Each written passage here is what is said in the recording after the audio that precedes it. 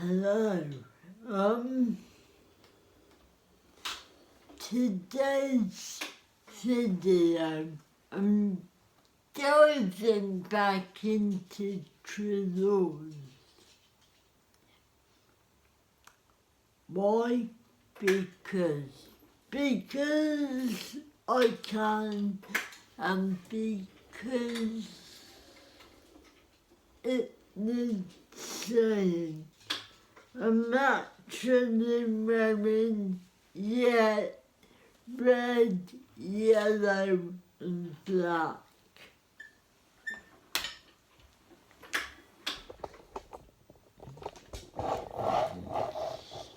The colours are tainted blood. And the logo, the ribbon, everything else associated red, yellow, black.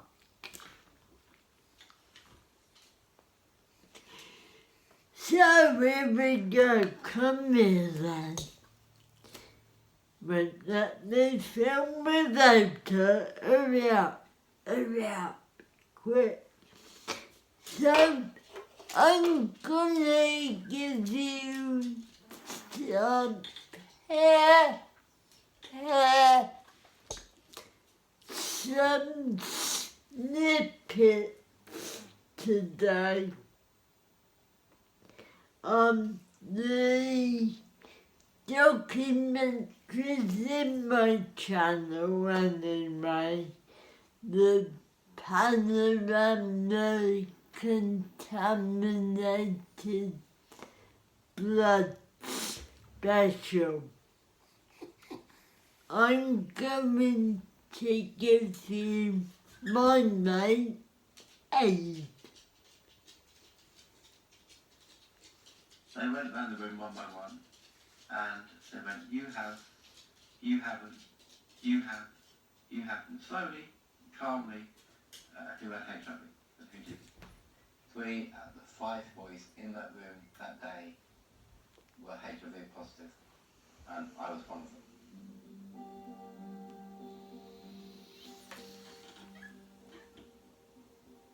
What's happening? Look, there's some bananas. Is talking to his parrot. Abe was infected in 1978 with HIV. That's when he thinks it began. For purposes of failures, I will stop and start this. But I have the weekly injection to help me, my blood to clot basically.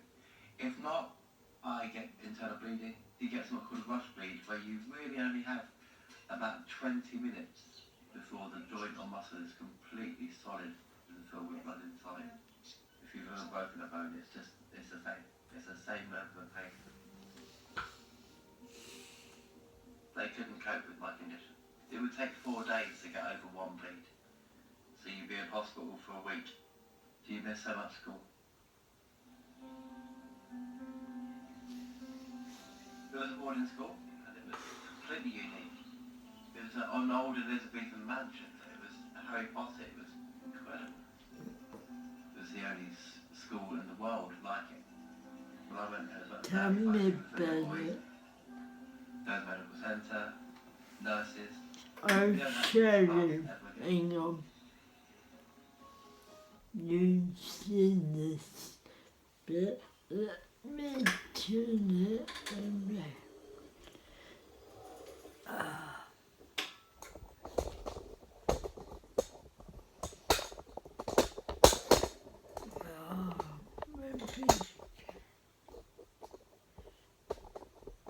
Maybe let's see what we got. Incredible. It was the only This school is in the the world like it. chateau, When I went there, it was about 35 Treloars.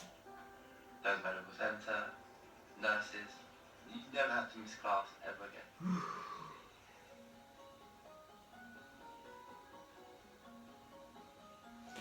Give me shade to see in Fluctuate the made the play. most unimaginable difference. Because you can have your jab, you probably be off your feet only for a day. You weren't worried about getting on your bike or your skateboard or, going out with your friends on the park.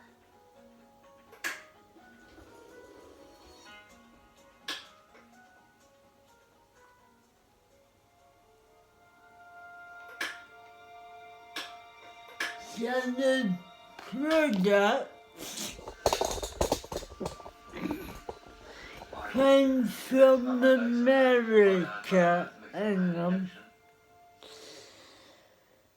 so all the products were either from BPL, which was British BPL. Blood Products Limited, sorry, I had to remember that. They were based in Owl Street, London. The rest of the products are from America. I'm doing this under fair use.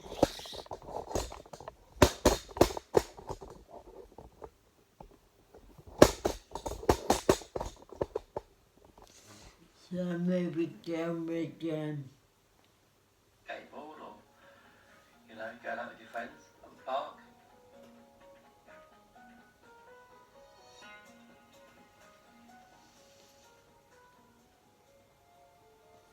They pulled thousands of donations, each donation being a litre, was pulled in big sacks in America, and many of the donors were prostitutes, drug addicts, prisoners, homeless people, and in America, unlike here, they paid the donors for the blood from the 60s onwards.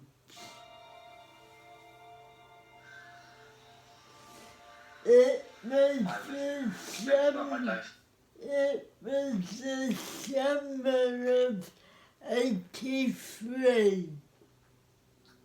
I'm not on that age. We began around the same time. We've been at the school about 7 months together by then. By then I'd learned how to mix up my own injection. Week after that jab I felt terrible. Glands went video. Mum took me back to our local GP several times in that summer. So yeah, 83. That was my day. Definitely HIV coming.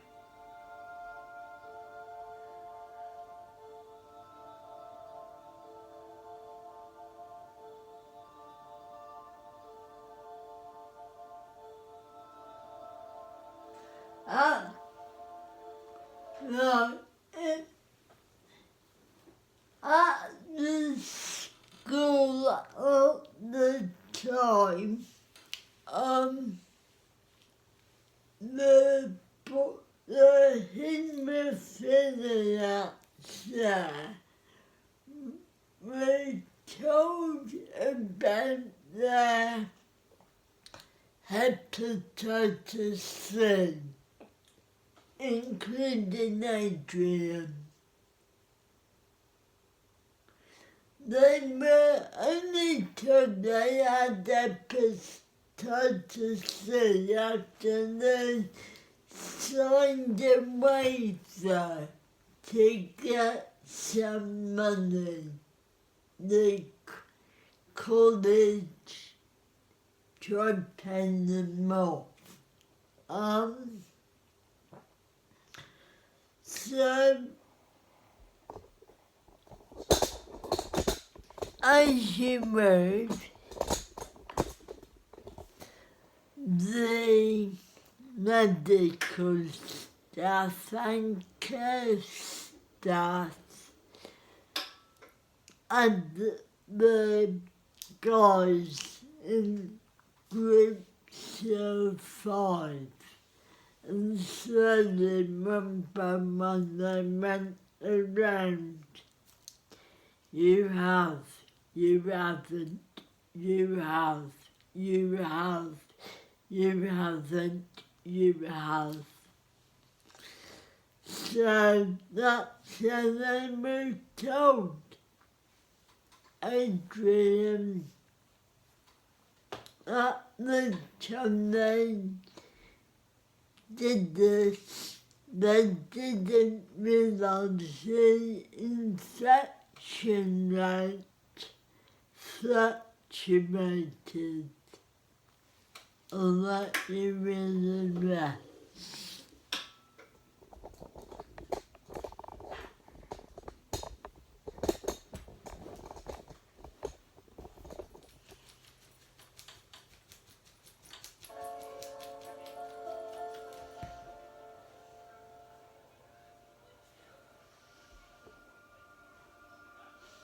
Adrian wanted to work in music. Because I could not go abroad.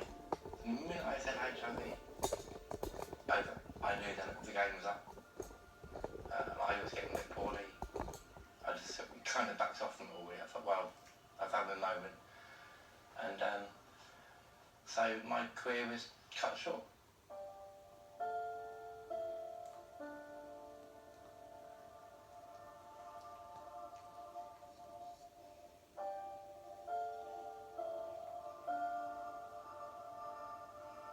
Over 2,000 people have died now,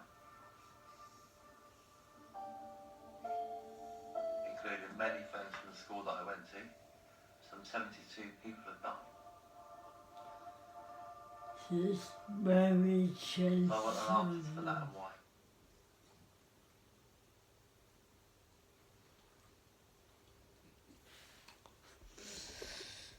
You see, I'm donated for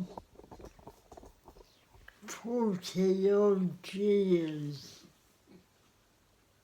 There's also Jules, there's David, so many, Jason, Lee. If you go to watch Blood Brothers, it tells you their story. It's in my Tainted Blood playlist. I,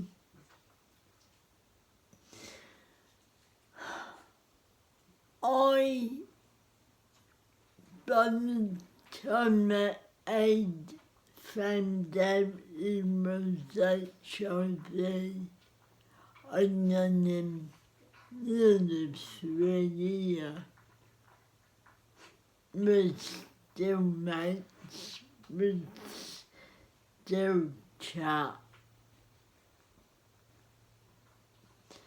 But there is also, if I can find a bit of that one. Oh, where would that be? There's loads of it. Just type in Tainted Blood to YouTube, it will comes up, but there is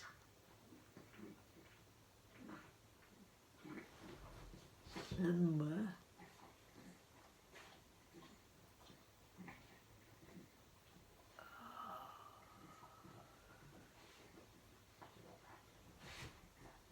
Is that the one?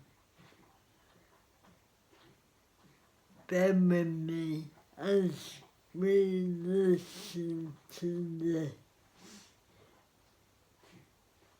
In May, the Infected Blood Inquiry will publish its final report. In today's episode for series Blood Matters, Blanche Treloars looks at the role of doctors in what has become known as the worst scandal in the history of the NHS. This is this year in February, the So far in this series, 21st. we've heard how a new American blood clotting product allowed children with haemophilia to lead near normal lives. You could actually go on holiday.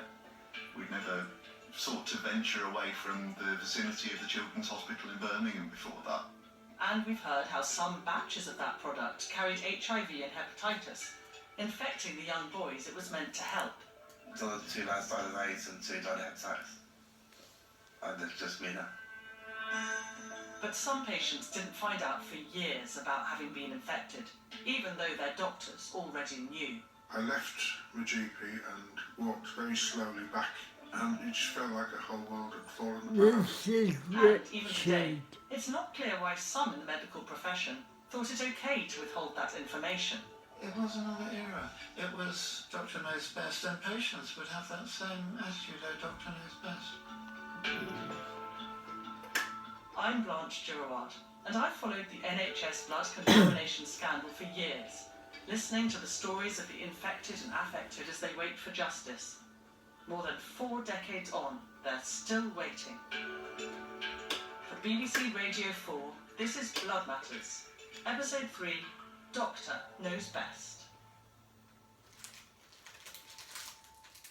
Richard Warwick, whom we first met in Episode 1, had been diagnosed as a young child with haemophilia, the genetic condition that meant he lacked the essential blood clotting protein, that even a small injury would cause massive blood loss. At the age of 9, he was treated for his bleeding with an imported blood product from the US, known as Factor VIII.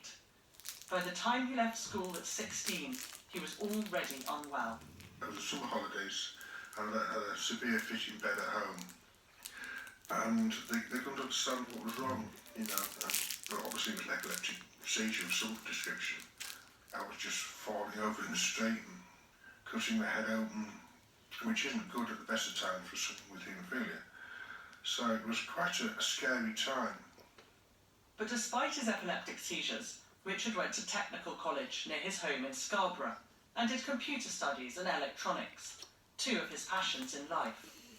And then he spotted his dream job at a local printing company. They offered it to me on the spot as a systems analyst, and it was great. I loved it. I couldn't wait to get to work in the morning. This was the mid-1980s, and the British media was warning of a new, deadly virus coming from the US, HIV, which could cause AIDS. And within a very short period of time, although I was doing everything that was asked of me, I was pulled to one side one day, and they said, Richard, I'm sorry, but we're going to have to let you go. And they didn't give any reason as to why, but I think, although I'd explained to them when I had the interview that I had haemophilia, and of course it was just about around that time that you were starting to hit the headlines between haemophilia and HIV. We had the Daily Mail article, Killer Blood, and other items in the press that were coming to the fore. In May 1983, the Daily Mail had run a story under the headline, Hospitals Using Killer Blood, suggesting a link between this new virus and American blood products used in the treatment of haemophilia. The paper said that 2 men were in hospital in London and Cardiff, suspected to be suffering from the disease after treatment for haemophilia. So I think what they'd done is that they decided that I could pose a risk to other employees, and they decided just to let me go, which was devastating.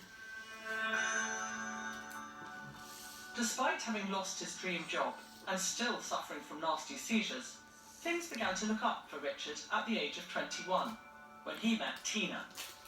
They dated for a year, then got engaged. The following year, Richard went for what he thought would be a routine GP appointment. Towards the end of the consultation, he turned around and said to me, "You do know you're HIV positive, Richard, don't you?" And I said, "No, I didn't know that." And my heart just started pounding as I realised what that meant.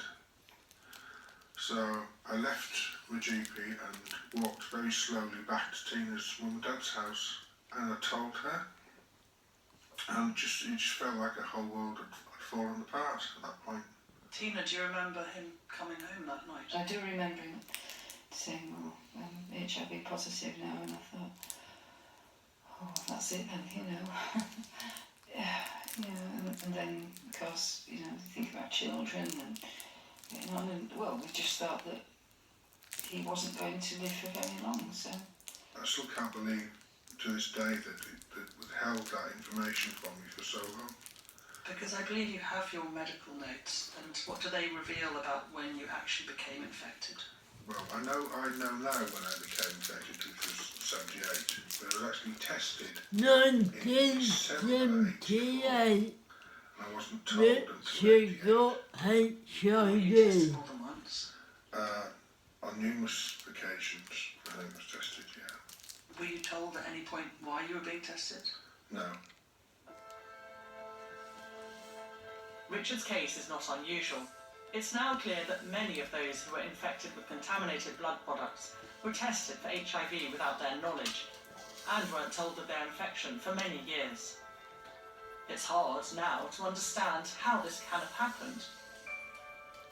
To find out more about the culture of medical practitioners in those years, I spoke to two doctors who'd given evidence to the public inquiry. I'm Professor Tuddenham. I'm a haematologist, and I first became a director of a large busy haemophilia centre in London in 1978. Edward Tuddenham worked at the Royal Free Hospital in London, where he says they had more than 100 haemophiliac patients at any one time. He remembers being encouraged by American pharmaceutical companies to buy their Factor VIII product when supplies of the UK-made blood product ran short. I can remember very, very lavish dinners. Big Pharma is ultimately cash-driven. I mean, of course, it does a lot of wonderful research, and I've worked with Big Pharma, but once they had a concentrate they'd invested in, they were enthusiastic to sell it, and we needed it, and we bought it. What I feel quite strongly was a lot of our education actually came from the pharmaceutical companies themselves. And this is because NHS did not fund the education that we should have had. Professor Liaquat Ali Parapia was a consultant in haemophilia at Bradford Royal Infirmary from 1981 and director of the Haemophilia Centre there. He also recalls being urged to buy the American Factor VIII concentrate. The perceived image of the product was that it was better and that we were being progressive by using it. But as we've already heard in this series, the product that came from America was drawn from large pools of donors who, unlike the donors in the UK, were being paid to give their blood. Donor centres were often set up in run-down inner-city areas of America where prostitutes, drug users and alcoholics could sell their blood. The first reported case of a man with haemophilia dying of AIDS was in the United States in 1982. So, back in the United Kingdom, how did haemophilia centres like Bradford deal with the prospect that Factor VIII might be carrying infectious diseases, such as the HIV virus? Some directors said, oh, it's only one case, nobody should panic, it's safe, etc. In America, there were more cases than in Britain, but there wasn't.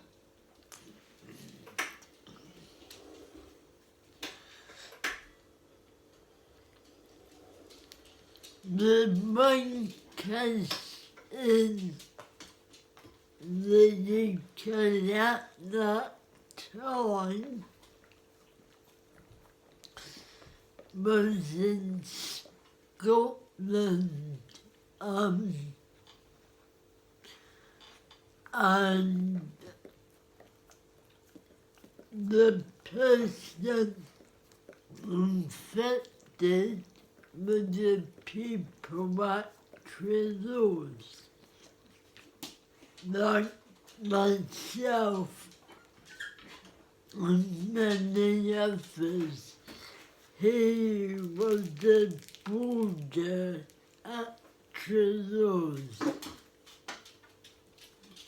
Enough to shut everything down. But as the information came through, then things were shut down. And what about Professor Tuddenham at the Royal Free?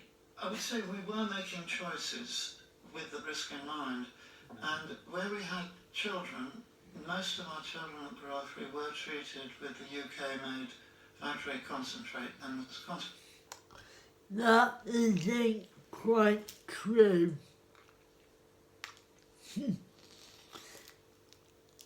Professor Tuddenham might have used British products, but not everyone did.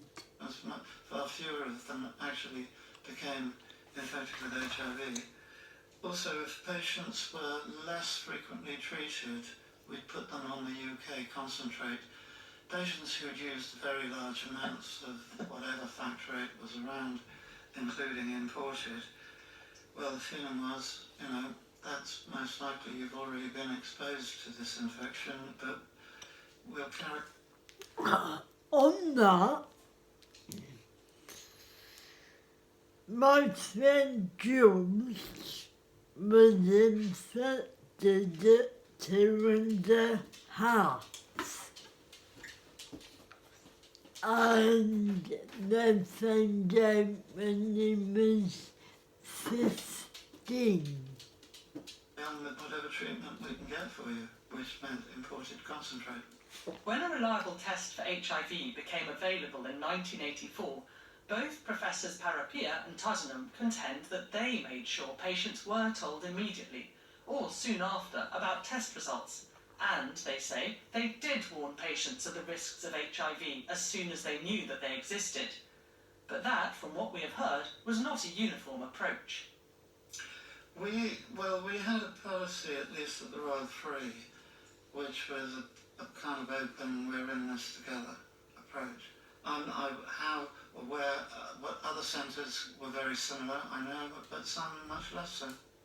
Well, the practice varied considerably. The culture was different then. Now you can't do things without telling patients, but at that time the culture was very different. The doctors were in a sense kings, they decided, if you come and see me. Like I said before, remember when I said about being used in studies, etc. I know I was, but haemophilia, especially boys, were well used. They were subjected to all kinds of viruses, HIV, hepatitis B, C, D, macular disease, swine fever. There were other yellow fever and so on to work out how they could be treated. I know what's good for you. Yeah, it was another era. It was, we know best, doctor knows best, and patients would have that same attitude, doctor knows best. When you finished giving evidence to the inquiry, you broke down and apologised to your patients. What were you apologising for? I was sorry that these things happened. Could it have been better? Yes, I'm sorry, but possibly if I hadn't rushed into treating them with commercial factorate and so on. But the pressure was incredible. Now let's go back to Treloars when they were 72. Haemophilia in the hands of Treloars daily. So, some of them were having daily injections, whether they needed it or not. They were treated prophylactically, which meant treating the bleed before it happened. My friend David was sometimes having 3 a day, and no sign of a bleed. So you gotta consider how many times he got infected per injection. Could I have done better? Probably, yes. Many of us could have. And that's something that Richard and Tina Warwick would agree with. A lot could and should have been done better.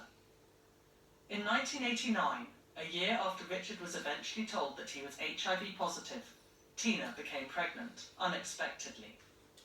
The couple were almost immediately advised not to continue with the pregnancy because of the risk that the child could be infected with HIV. It's a decision which haunts them to this day. Yeah, at the time, I was given 2 or 3 years to live, maximum. There was no treatment, no medication, no drugs that could control the HIV. So either I would pass away and leave Tina on her own, or, the child would not make it and I would not make it, and Tina would be left with neither. So it was a no-brainer, really, I think. Well, when you realise that you're never going to hold your own baby, and it seemed, if I can use the word, an easy decision at the time because it was inevitable, but I always knew that it would sort of come back, bite me on the bum, and as I got older it has done, I thought more and more about it, but at the time we just had to just get on with it, and we had enough to face on our plate, so that was that.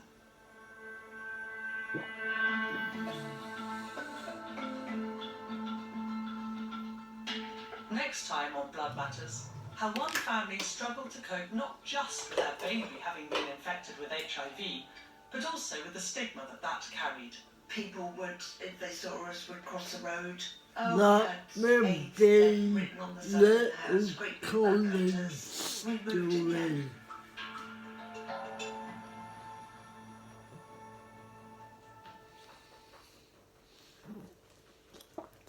story. So, as you can then tell, it was a setup, and they continued to looking for fresh meat to practice on. You all know I'm not a great fan of the NHS. I'm not. I'll admit it openly. And I'm not a great fan of the system that for disabled people, and there will be, from all areas really. You are used, but nothing's more disgusting than what they did to 72 young boys at the Treloars College, Mount Atlanta.